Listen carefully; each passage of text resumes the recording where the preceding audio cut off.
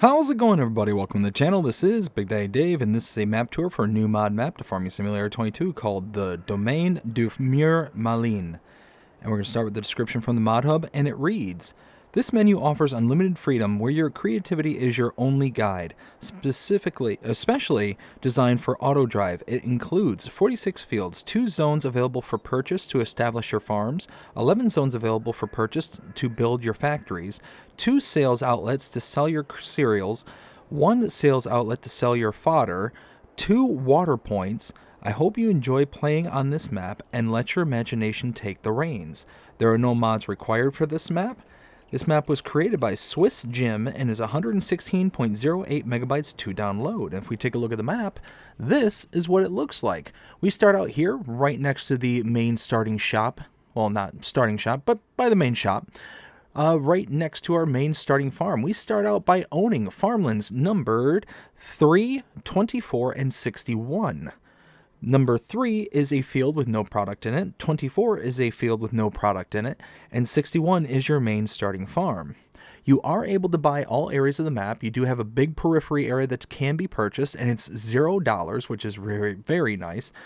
Let's see, field prices do vary, so starting with fields, because there's a kind of some interesting features on this map. So let's start with fields, base crop fields. So we got little itty bitty ones here right next to our main starting farm. Farmland number 12 here for $66,000. We got one right next to it for $147,000. 169 going a little bit bigger at $394. It gets really expensive really quickly. 490, 450. Go on the other side here at 713, 674, and 818. So goes up pretty quickly compared to the amount of space that you're getting. A couple of grass fields are available. You got this one here for $215, one right here for $346, $385, and $293. Now, you will see that there's kind of these little grayed out areas with no numbers in them. They're not fields or anything like that. What these are placeable areas.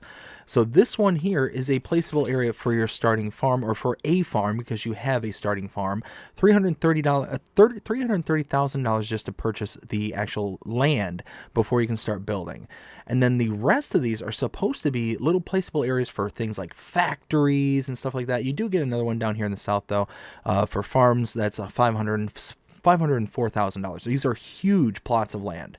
Now you do get these smaller ones here, $100,000, $134,000, whoops, $82,000, you got $90,000, you got one that's in here at $15,000, you got a few here in town, $8,000, $10,000, and $13,000. All these are meant to build up production points and things like that. So you got these little ones, and then you got the big ones for your main starting farms. Let's see.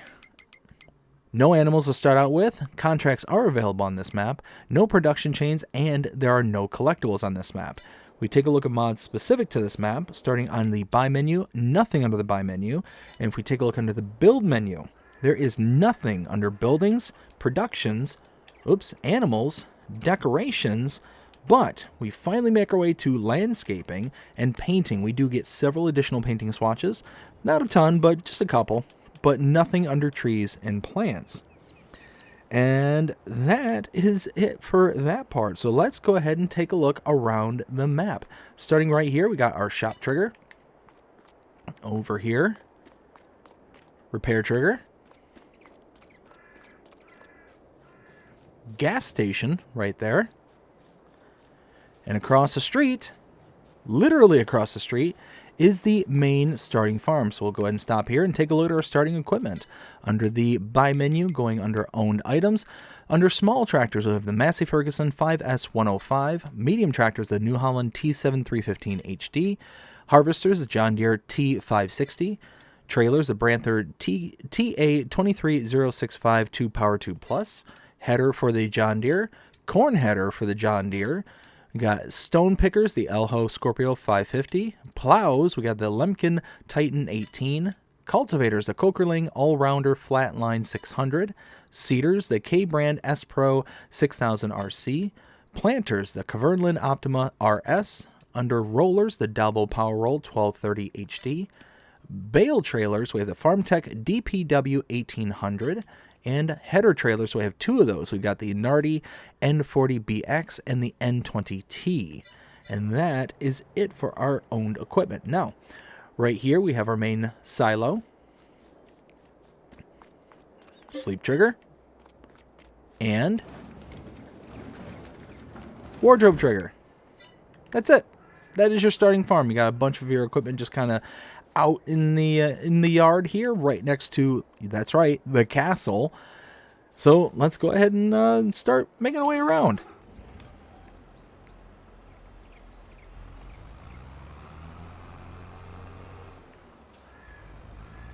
And as we make our way out of the farm, we have to go through the parking lot here for the castle. Very interesting layout here. Now, over there, come to a stop. That is the Market Square sell point. As you can see, they got these little market stalls all set up right here. Nice little decoration and details. And now we just need to follow this around until we get to the next point of interest. A little ways away, but we will make our way over there.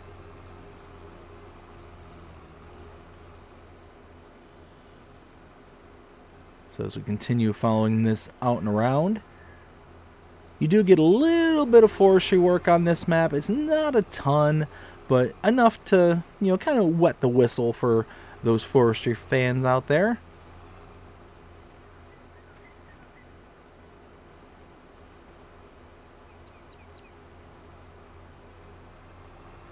And now, kind of on the flatlands, and as you can see, coming up on my left here, this is the placeable area for your main starting farm, for a farm that you can buy and build. But it's just one of those that, you can see it is absolutely giant. It costs a lot of money, but, you're getting a ton of space for that purchase. We'll just continue heading down and around. Once we get around this corner here, you'll start seeing the town starting to come into view on the map there in the bottom left-hand corner. And as we continue driving north, you'll see now the town coming into view just beyond the bridge here.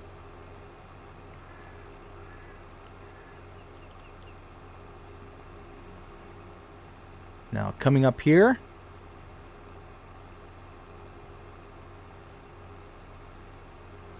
make a left,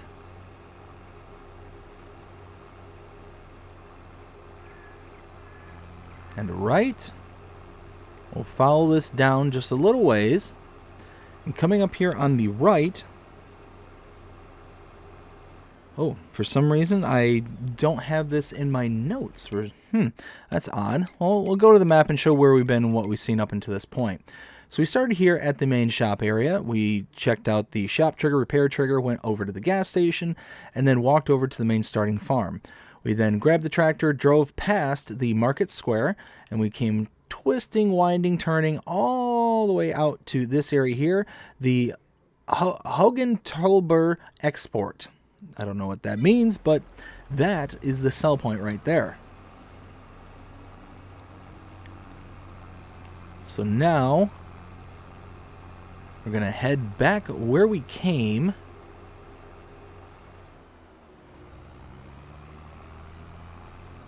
We're going to follow this right through town.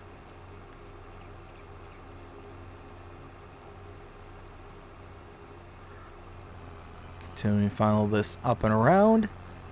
Alright, so what I'm going to do here is I'm going to bring the map back up again just really fast.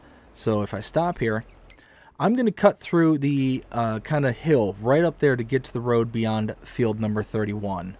Now, the reason I'm going to do that is that if I were to stick onto the main road, which I came up and around through here into town, I would have to backtrack all the way through town, down to here, go up to here, and then over, up, and then down. So what I want to do is I'm just going to come down here south of 31, cut up to this section here, and then drive straight south. So just wanted to kind of point that out here because, yeah, it would have been a long trip without it. So we're going to head up the hill.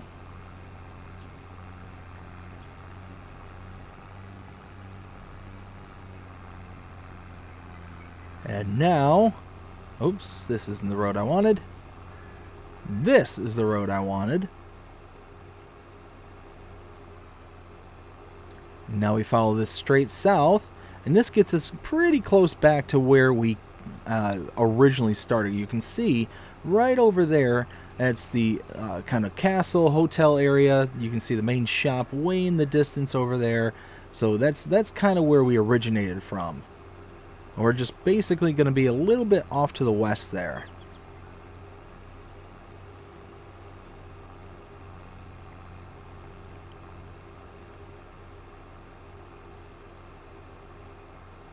So coming up beyond this intersection here, we're going to start seeing the points of interest that we want to get to. One thing I'll point out here is that the AI spline at this intersection here, because of these little divots or bumps, curbs, whatever you want to call these things, what the AI worker will do is they'll kind of, or not AI worker, but the AI traffic splines, is that they'll come up to the intersection and then kind of jot out to the outer edge of the road. Let's see if we can see. Yeah, see how it just kind of darts out there? So just be careful if you're coming from, the not opposite direction, but kind of, the side direction, because if you're expecting to have enough room and then all of a sudden it kind of darts out there, it could clip you pretty good, and you wouldn't be the wiser. All right, so right here are our last points of interest. Over here we have the animal dealer. This is the location you can bring, or that you can go and purchase your animals from. If you use this icon and click on it directly, or on any pens and pastures you have installed onto the map. This one doesn't have any pens and pastures to start out with, so you'd have to install them in order to activate this. If I go up to it right now, you will see there is no pastures available on this map, so you have to place them down first. But if you have a pasture placed down on the map, you can use this icon or the icon at the pen and pasture. If you use it, though, you will incur an additional fee. That fee is associated to a delivery fee. The animal dealer is taking the animals from this location and delivering them for you to whatever location you have your pens and pastures located. Now, that adds up pretty quickly. It gets pretty expensive. It's an extra $100 per adult cow. So depending on the number of animals that you're buying, it might be cheaper to bring an animal trailer to this location, whether leased, owned, doesn't matter. Bring it here, park it within the kind of hazard marked box area here, click on that icon, and then you'll be able to load into the animal trailer directly. You'll then be able to take the animal trailer to the pens and pastures, deliver the animals yourself, and you save that money. So now, second to last point of interest directly in front of me is the SPRL Forage NM sell point, and then beyond that is the SPRL Nutri NM sell point. And that's it. That is everything here on, how do I pronounce this again? The Domaine Du Mier Malin. Whew, bit of a mouthful. But now it's time to render my opinion and let you know what I think. 0 to 5 scale as per usual. Right now, as it stands, I think that this map is probably in the 2 category. Now, before I go into this, none of this is intended to be a dig or to be mean or hurtful to the map maker in any way, shape, or form. This is just my opinion and is intended for constructive criticism. So, I'm going to start with the things that I like about this map. I love the topography, the way that the map is kind of laid out. I love the rocky outcrops, and just kind of the general kind of layout that the map has. It's very, very nice, and it's very, like, you get a lot of interesting features on the map because of the terrain, because of the rocky outcrops and all that. but now I mean that's really about it. That's really about all I can really say in the positive for this map. I mean, that is a big one, don't get me wrong. I really enjoy how this map looks, the aesthetic appeal to this map. It's definitely got a really nice kind of function and feel to it. Now to kind of point out the things that I don't like, starting out with the road network. So what I mean specifically is, if I go into third person, I pan out, and if I look, you can see how the road, see how it's kind of filling in that white markers in the roadway way off in the distance. This is the only map I've ever been on where that I can ever remember seeing this. This seems like something that I would really hope I would have recognized and seen before this tour. And you can see as I'm starting to pull forward, it's starting to spin up and starting to, fill in those markings in the roadway there. The color palette, I'm not a fan of. It's extremely cartoonish, especially in certain areas like this one here. You get pretty much around the entire map, you're seeing blues, reds, pinks, like just all sorts of different colors. But then you get into areas like this where you get really big popping colors of reds and pinks in some areas and blues in other. Like, you're getting all sorts of different colors all throughout the map, and it just really makes the map kind of stand out, and it comes like to this, like I said, just kind of cartoonish feel, and it just doesn't allow myself personally to be able to be immersed in the world that's being developed here. On top of all that, there is the kind of placeable areas that are around the map. I personally think that this map would have been better suited had the map maker, instead of using the texture for the placeable areas that they did, the PDA, the map itself, I think is perfect the way it is and how it kind of delineates, this is a placeable area versus the rest of the map. But this texture that is used for the placeable areas, this drives me nuts, and the reason that is because there's nothing you can do to really kind of drive this area forward other than building on it, other than just placing down your placeables, your factories, all that type of stuff, your farms, and then just building it up from there. What I think would have been nicer at a minimum was, instead of this texture, put grass here. Put a whole bunch of grass, and that way you can buy it, mow it, and then build it up from that point. And I think that would have been much better served, especially considering that for the most part, this is for all intents and purposes, this is a kind of survival map. And the reason I say that is not necessarily a survival map. Well, let me rephrase that. It's kind of has that survival feel in which you're supposed to be like building up and creating something bigger than what you start out with. So you start out with a really, really tiny starting farm with, a decent amount of equipment for the area and what you got. But it's one of those where you're intended to really start to struggle, and then after you're struggling, you're building, then eventually you can start buying into these little production point sites and be able to build up on those. You can also build up on farms and eventually expand and make yourself a really big farm, from the kind of small ones that you start out with. I just think it would have been much better to have had, at least when you purchase the land, to be able to kind of utilize it a little bit better than just, this.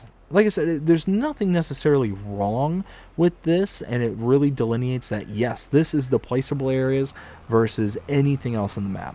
I just think that it would have been better served with grass, with something that we could have taken advantage of after purchasing the land. Like I said, I think that it would have been fine to have kept the map the way it is, and really distinguishing between those placeable areas and everything else on the map. But it's just one of those where I feel like a potential missed opportunity to be able to really kind of help the user along with not necessarily free product, because it's going to take some work. You're going to have to put in the sweat equity in order to. Oh, and you saw that little glitch right there. Occasionally you'll see the cars kind of like glitch out and stuff. Like you kind of see right there, glitching out, boom, right there. So it's just one of those kind of weird kind of things that you'll see every once in a while on this map, depending on where you are. But no, that's just, again, that's my opinion. I'm not really going to hold that one too, firmly against the map maker. Again, just kind of a creative difference in my opinion. But yeah, no, it's just one of those. Yeah, you see how I would pointed out earlier how they kind of dart out around those curbs that are in those intersections there. So just be careful if you're approaching it from like the left or the right, going against that traffic spline, then you're gonna not have as much room as you think you'll have. I mean, not a big deal. It's just something to be aware of. But yeah, but because there's these huge placeable areas like this one here, I mean, it just makes the map what could be a beautiful map. Like this little road right here, if I'm looking out into town right here, this is gorgeous. This is absolutely breathtaking. But if I look out to my right, meh is probably the best way I can put it. It's just it's just, I don't know, it's just one of those that really is lackluster. And it's because, like, I understand what the map maker's intending to do. They're intending for you to build up and kind of start with nothing and build up from there. I get it. I just wish I didn't see like this kind of stone kind of flooring kind of thing. I just think this would have been better served with grass or just something to really kind of kept the aesthetic appeal of the map, making it look good while at the same time continuing to be functional.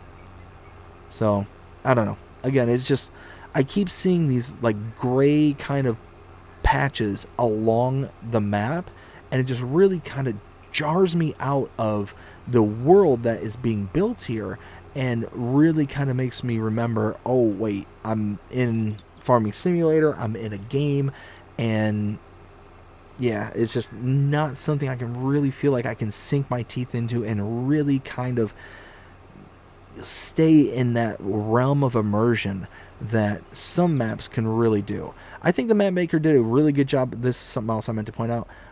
With the outer periphery, I think that actually looks relatively decent for the most part. I mean, yeah, you got mountainside like pretty much all the way around, but because there's so much hills and undulations on this map and the rocky outcrops and all that, it adds up. It makes sense. Now there is a bit of a steep transition off the map onto the kind of outer perimeter border kind of thing, and I wish that was kind of better addressed, but it's not a huge deal. You've got the trees are right up against the kind of outer perimeter of the map, so you're not going to be able to get right on top of where the map ends. You're going to be able to kind of stay and keep your distance just enough to where it's not going to be as jarring if you're like right on top of the edge.